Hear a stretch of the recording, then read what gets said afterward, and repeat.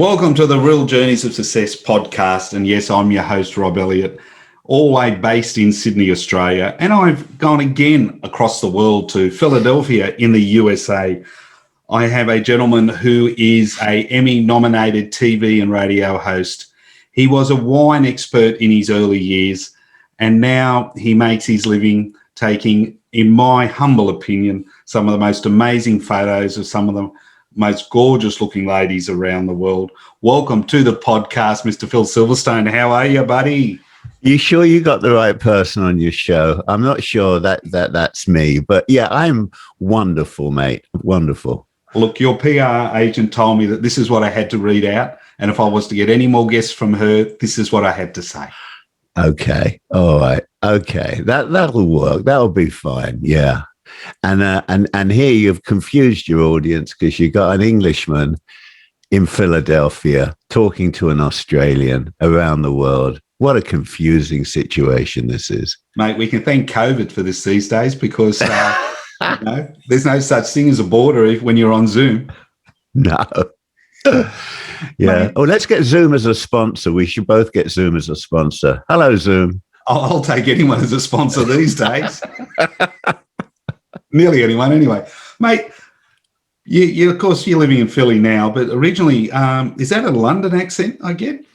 It's an North London accent. I grew up, and Australians are probably the only people, well, not only Australians, but any country that plays cricket, yes, and that eliminates the United States. But I grew up on a famous street that the whole world knows because of a little group in the 60s called the Beatles. I grew up in northwest London, Northwest 8, on Abbey Road, St. John's Wood. And most cricket lovers will appreciate the fact that I was walking distance from Lord's cricket ground. Oh, wow. Yeah. And I never went. My dad used to, I was such a disappointment. My dad loved sport. He begged me to go to Lord's and wasn't interested. You weren't one for cricket or playing football? No, not interested in it. Not at all, no. So what did you do then to get in trouble? Oh, I was in trouble all the time. What did I do to get in trouble? I used to take things that were very valuable and break them a lot when I was a little kid. I was always curious to see how things came apart, but had no intention of ever putting them back together again. So I just took them apart. And I remember, because it couldn't happen today, but I had a very sore bottom from having it smacked a lot. Mate, so true. So this is going to set you up for the rest of the interview. When you were in school, did you sit the front, the middle, or the back of the class? Well, I sat in the middle, but spent, from what I remember, most of the classes outside the headmaster's study, quite a distance from the class. Mate, that actually reminds me, I went to a private school, and I remember Father Connolly looking at me one day at the start of the class, called me out the front and went, I'm going to give you the strap now, Rob, because you're going to get it anyway. And I just looked at him and went, yeah, probably. So let's just get it over and done with. Do you know what that reminds me of? And I just got to fast forward. I am a passionate Jaguar car lover, and I have a 2007 XK, which is it's a classic, but it still looks, it still looks contemporary. And my joke is, it's almost not a joke, that the police come over to my home every morning before I leave to give me the speeding ticket. So, I mean, can a Jag get actually caught for speeding? I didn't think they were that quick. This is an XK. This is I've taken it up to 115 miles per hour. We do miles over here. It does go up. Yeah, it's their sports car. It's their top end sports car.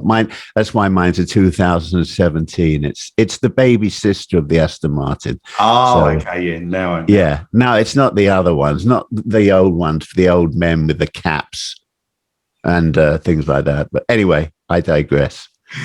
Mate, when you eventually were kicked out of school, did you go to uni? Did you go to study? Did you just get a job at the local pub? What did you do? No, I didn't get a job at the local pub, although they knew me very well in there from the age of 14.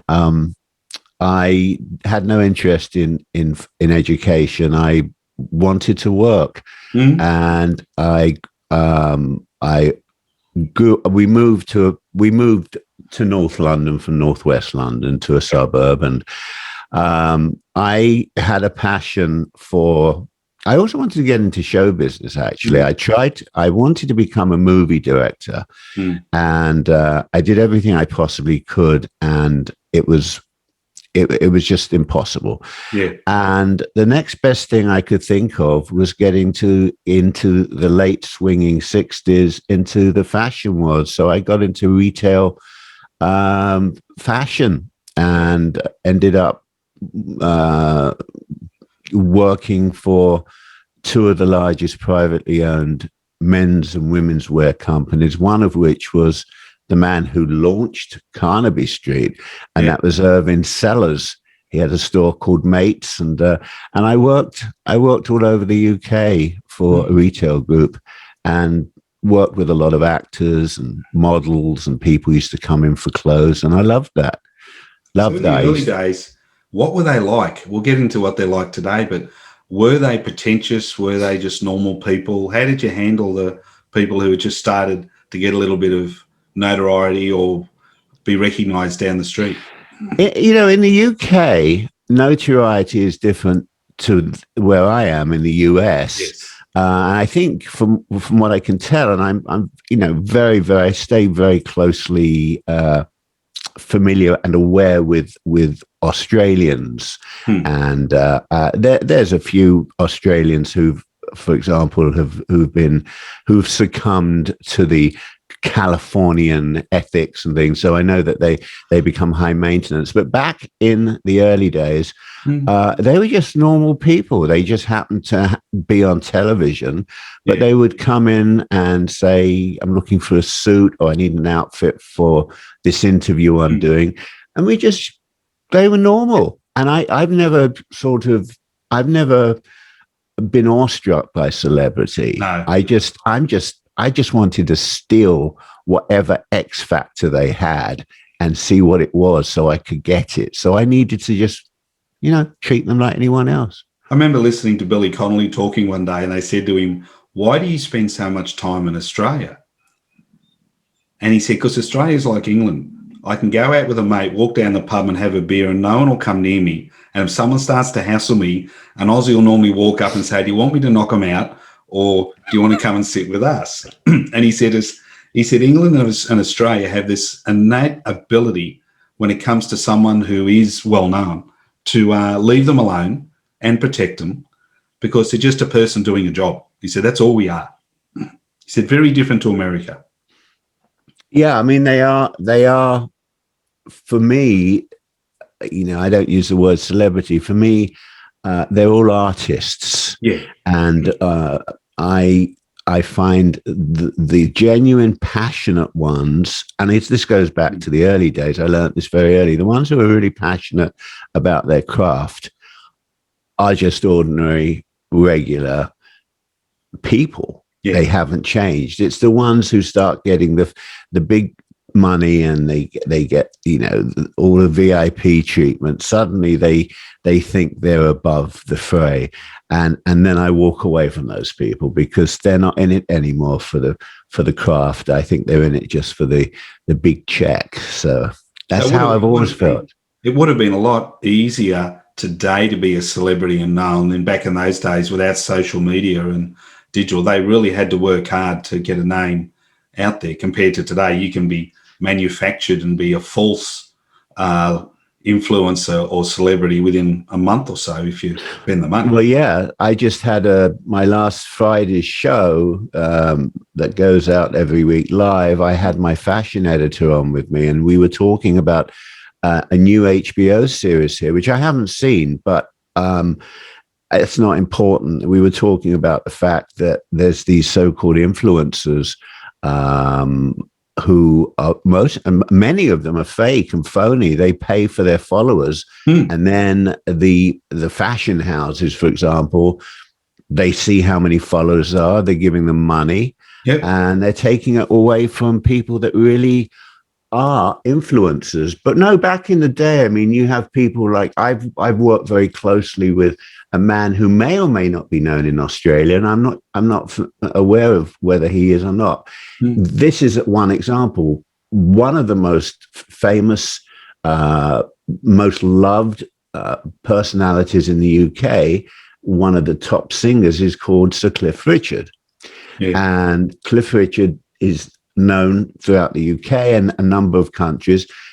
He was the person who introduced the world to Olivia Newton-John. True. And Cliff and I have done a lot together, but he'll come to the States and nobody knows who he is. Now, if he would have launched his career now, he would be globally known, but he just focused. He didn't even come across to America with the British invasion. His manager said, "Nah, that's not going to last very long. Just stay here." Yeah. He's still the most, I mean, next to, I would say he's second to Paul McCartney as far as a national, a national figure. So I would say, do they show the Graham Norton show in America? Oh, yeah. So they would struggle with a lot of the guest spot that he gets on that they wouldn't know. They wouldn't know a lot of the guests, and also they wouldn't get a lot of the humor. No. And I adore the Graham Norton show because it's so unlike what you see in America. The guests come out with the booze and the language, and they're just natural. And he has 3 of them at a time or 4 of them at a time. And it really, he's supposed to be, I've had a lot of people on my show who have been on the Graham Norton show. He's supposed to be an absolute delight, takes them out to dinner, makes them comfortable. The same as you're doing with me. You're going to be taking me out for dinner tonight, and mate, I'd love to. Buddy, you can hear in your voice, you love your passion, you love your art and that. But before you got into what you do today, you are known as one of the, I suppose, the world's best known wine critics, talkers. You did wine tastings on Virgin Plains. Yeah. Well, how did you get into the wine industry? Well, very simple. It was a very simple segue, as they say in show business. When I was 24, I suppose. Well, 1776, whenever it was, 1776. I had cousins in California, and I have cousins in California, and I always wanted to go to the States. So I decided to take a trip, saved all my money from menswear, not a lot, but I saved it. I got a flight out to California and stayed with my cousins in Los Angeles for 3 weeks, which was nice because there's several of them there. So they all put me up for a few days and they treated me nicely. Yeah. And in those days, I swear there weren't that many English people in the States because, everywhere I went, they went, "Oh my God, are you German?" They always asked if I was German first. And look, every time I've been to the States, they say, "You English?" And that's probably one of the biggest offensive thing you can say to an Australian. So, no, they say the standard line was, "Are you from Germany?" And I always used to say, I used to become extraordinarily English. I said, "Oh no, we were on the other side." No. But no, anyway, so I went to California and I went to Venice Beach, and I was looking at everyone in California was tall, a little bit old. No, they were about my age. All the women were tall and blonde and skinny. And I left, came back to London, drizzling, horrible day, went to my hairdresser who used to cut my hair in her home. She'd originally been my mother's hairdresser. She left the salon and she used to cut my hair in her home. And she said, how was America? And I said, "Oh, it was fantastic." I said, "Beautiful young ladies there." And she said, "I've got a cousin here from, I don't know, Philadelphia. I don't know where that is. I think it's, I don't know." She said, do you want to meet her? So I said, yeah, give her my phone number. If she calls, I'll meet her. And it was a blind date. I had the date and my wife was clearly blind. And we met and I gave up my country for the woman I loved. And there was no Facebook, so she didn't know your history. She didn't know my history. She didn't know my record. All my family had been in jail. I was done on grievous bodily harm and everything. But no, I came over to the States. My retail background in menswear was perfect because her father, who was a much older man, for that age group, it's almost a grandfather age, he had a liquor store. Yeah. A wine and spirit shop in southern New Jersey, which is a state over from Pennsylvania, where Philadelphia is. And we decided to get married, and he said, come and work in the store. Yeah. And, I used to come home from work every night, literally every night. I decided I always wanted to be cultured, and I liked culture. And I used to come home every night on the tube, on the subway, and get off. There was an off license. Again, I don't know the terms in Australia. Some are similar, but the wine shop. Yeah. And I used to go in. I used to spend 50 pence, which is, I suppose, in American money, the equivalent of I don't know, $1, less than $1. Yeah. And picked up a bottle of red southern French. Plonk.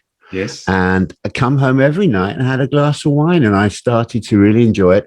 And then her father had a liquor store, and he said, well, you got any interest? Because my manager's leaving. Would you like to come here and learn the business? And I did. And within 5 years, I took it from it had rubbish. I mean, it was catering to people that knew nothing. They wanted the cheapest wine, the cheapest beer.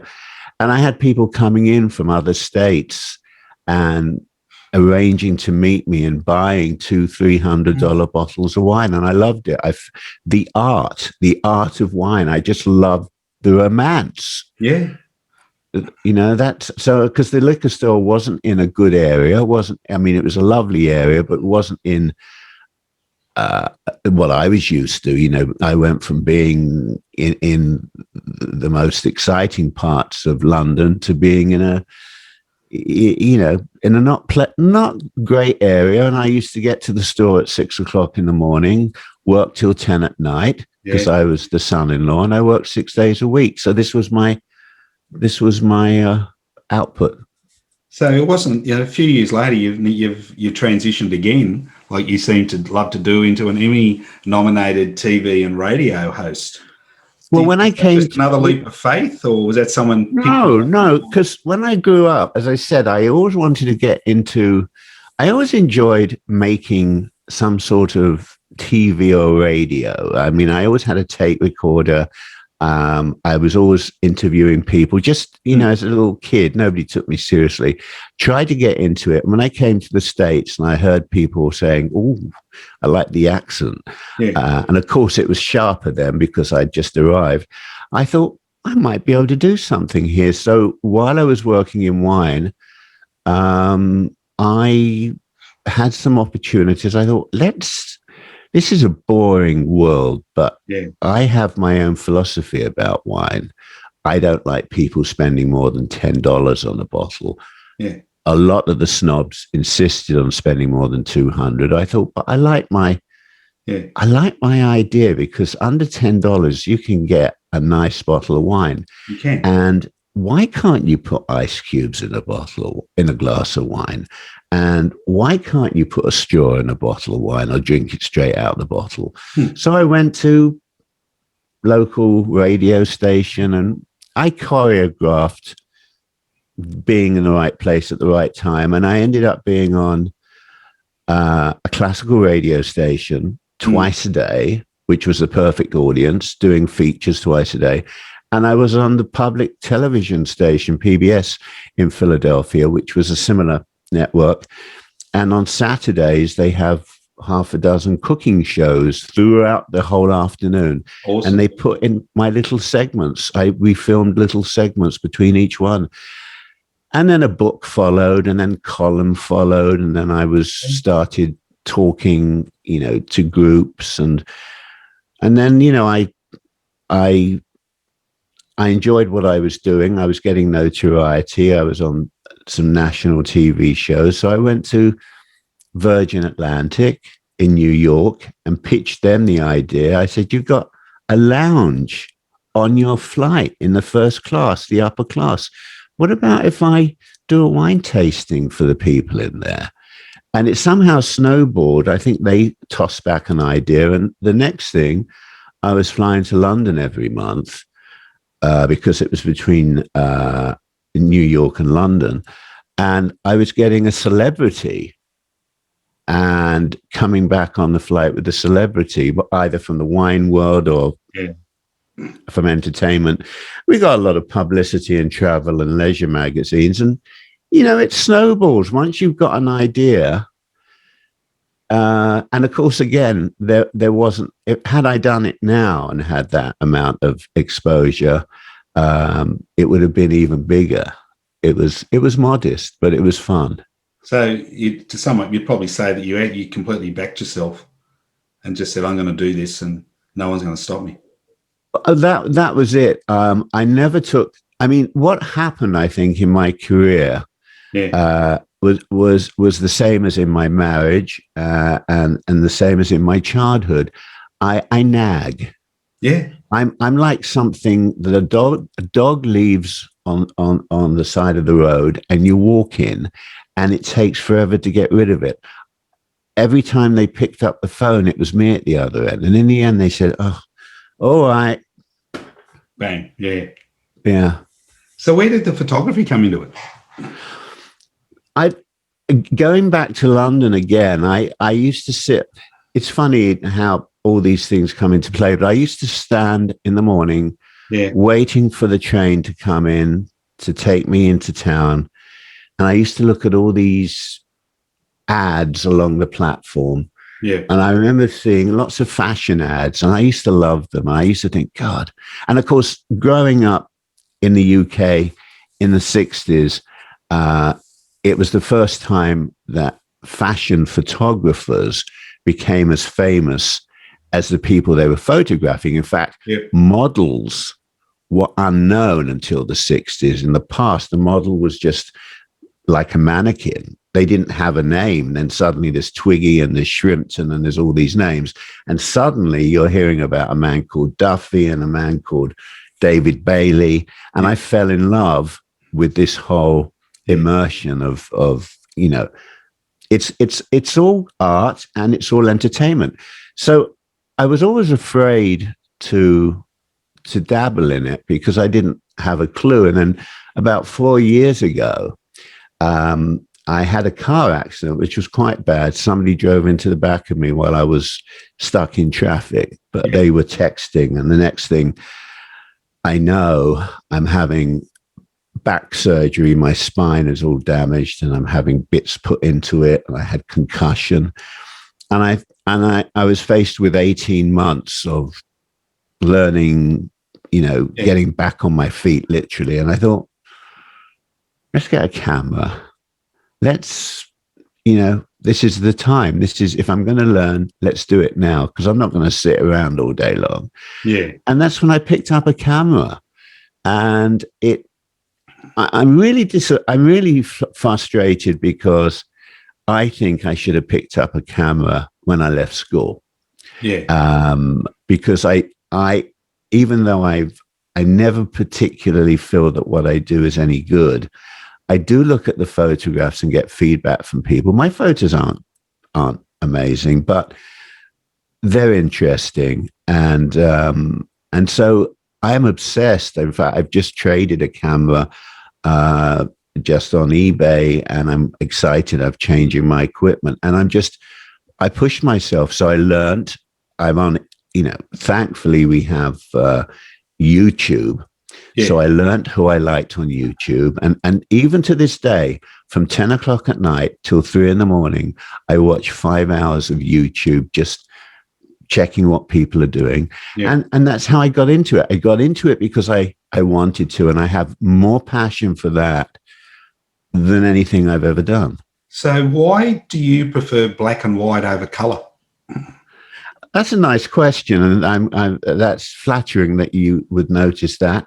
I should say to you, they're all colour. You better put your glasses on, mate. But I was slow there. I'm sorry, I was so slow there.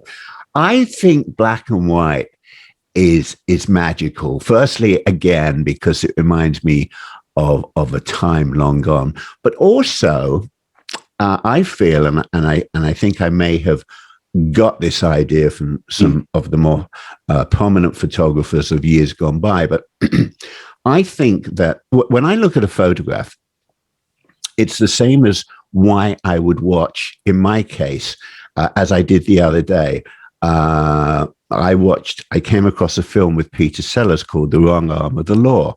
It was, I think it was 1961, 62, had every British actor imaginable, including an Aussie who was very famous in the UK called Bill Kerr. And anyway, and I'm watching the film and I'm not so interested in the story. I'm interested in the cars and the fashion and just seeing the era that I grew up in captured. And what made it more impressive for me is, like most films in those days, they couldn't afford color. It was black and white. Color dates, I think color dates very quickly. Black and white remains almost contemporary. Even if the clothes change, they can still somehow fit in with the present era because people are continually bringing out clothes from the past. But I think it's the difference between color and black and white. To me, is the difference between watching television and listening to the radio, in these days a podcast, but listening only. Black and white allows you to imagine a little bit more. Color tells the whole story. So that's why I find black and white more fascinating. It makes you think, what color's that? And you notice the different shades. And you notice more in black and white. I was looking at some of your photos the other day, and don't you have a life? Don't you have a life to live? Yes. What are you doing? Mate, it was raining here in Australia, so you don't get that often. Right. It's not like England where you used to rain. And what I did notice is, because you do mostly take photos of lovely looking ladies, that compared to the colour ones you see of other people, black and white seems to bring out the natural beauty of a lot of them. Yeah, it's very interesting that you should say that, because I have one of the models I have. She is strikingly Irish looking, which red hair, white skin. Red hair, freckles, blue eyes, very tall, very thin. She's very proud of her Irish heritage. She does lots of dances and things. She belongs to. Anyway, everyone who photographs her gets the full body. And she's not, one thing I want to point out, and this is not sexist or misogynistic or anything. I do not like photographing anybody, but I'm picking out women here because I think the female body is absolutely the most beautiful creature on this planet. Yes. And next to the leaping spider, a jumping spider, which I think is stunning. The two, for me, are the most extraordinarily beautiful creatures. I hate men. They're ugly. But so everyone gets, and she's not, I don't like women who have Botox. I'm talking about models now. Yes. Botox lips and implants in their breasts. To me, that means that I want natural. Yes. So Laura, the model, is natural, totally very skinny, which isn't important to me. I don't care what your body size is. Beauty is not visually there. But in her case, she's a stunner. Yeah. And she gets so upset with me because everyone takes this full-length photo of this red-headed, blue-eyed girl, and I take profiles of her face in black and white. Yeah. Because I think she has the most beautiful face, and I look for beauty in different ways. And the black and white, you look at the black and white, so now you don't see the color, and you think, does she have red hair? Look, she's got freckles. I bet she's red-haired. I wonder what she looks like. Like, think the problem that we have on Instagram, which is where I post all my photos, and I'm going to say my name is Philip with 2 L's, Silverstone, and there's a W in the middle. That's how you get to me, Philip W. Silverstone on Instagram. The problem with our modern world, now I sound very old, but the problem with our current world, and I'm also to blame here, is you go on Instagram, you go, and it's like flipping cards. You don't stop like you do in a museum and look at each photo. So when I put a photo up, I'm hoping somebody just might look at it and stop for a moment and just say, wow, that's different. And that's why I do it. I forget what the question was now. I do ramble. I'm sorry. Look, it's incredibly interesting because one comment I will make is a lot of people think just because you comment about a woman's body or something like that, it's got to be misogynistic, sexist, or something else, where to me, you're looking at somebody who's truly beautiful. Why can't you say it? Well, I'll tell you something. Because beautiful and other stuff is totally different. Totally. And I'm going to take this a step further because I have several young women who I photograph boudoir photos, in lingerie. Yeah. And this has proved to be very, very beneficial for them. Unfortunately, I've met several who have had wretched childhoods. Parents are on crack cocaine and have gone to prison. Then they end up in a brutal marriage where they have been abused physically and mentally. And a lot of these women, when they're abused, I think physical sometimes is more torturous than, mental is more torturous than physical. I would agree. I had this one young woman who became a very close friend. And she was gorgeous, but she wouldn't accept it. And we were talking. She said, I wouldn't mind trying, the boudoir. And we did that. And then I did something that I never do. I had to come into my studio where we are here. And I said, I want you to sit down. And this is before COVID. Take a look at these. She burst into tears. She said, oh my God, I am beautiful, aren't I?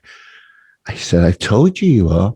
Yeah. And I'm working on a project, which I won't go into now, but it's a very personal project, and I'm doing nudes.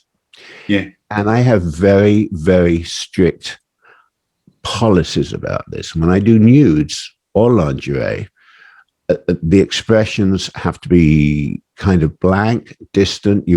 I want the models to think about something other than what they're doing, because the tendency would be for a lot of people to have an expression on their face which could be enticing. There's a thin line between sexual and art.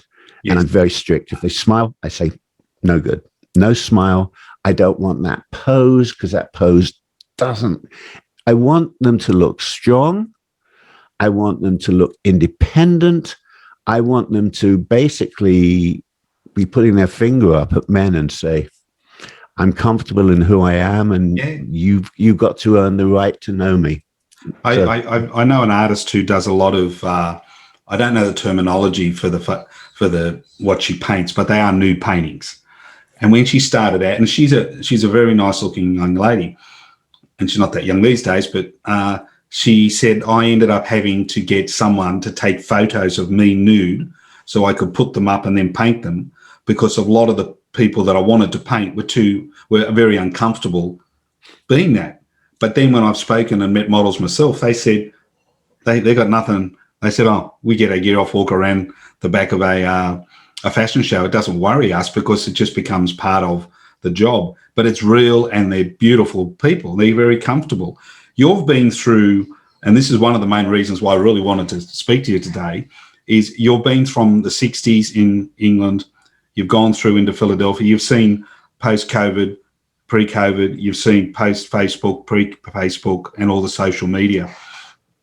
Now that we're starting to come out of this pandemic, when it comes to fashion, when it comes to people's persona on social media or in the net or in digital world, do you see that the days of the fake going, and we're going back to real people with real beauty, both inside and outside, and not manufactured brands, rather than people are actually going to sit back and go, well, I like that because it looks good on me, rather than that's because the influencer from America told me I should wear it? That's a brilliant question, because and it's a topic that, as I say, I personally have been focused on, to use a bad pun from what I do. But I was having this discussion with my fashion editor friend who's on my show, and once a month, and we are seeing a lot of changes. The fashion world is changing in many respects. For example, you have, I can't think of his last name now, and I'm ashamed of myself, but there's a man by the name of Peter, can't think of his last name. He's a fabulous fashion photographer in Australia. And I watch his live show every week, and I just mentally, the brain's frozen. But anyway, he's saying that his business has gone down 80% due to COVID, but also the fashion magazines are putting their money, rather than putting it into not fashion magazines, fashion designers. And fashion, I'm talking about everything from Rolex watches to, haute couture clothes, and others are putting their money into these Instagram women who can earn, depending on who they are, from $250 up to $1 million per photograph. I think I'm in the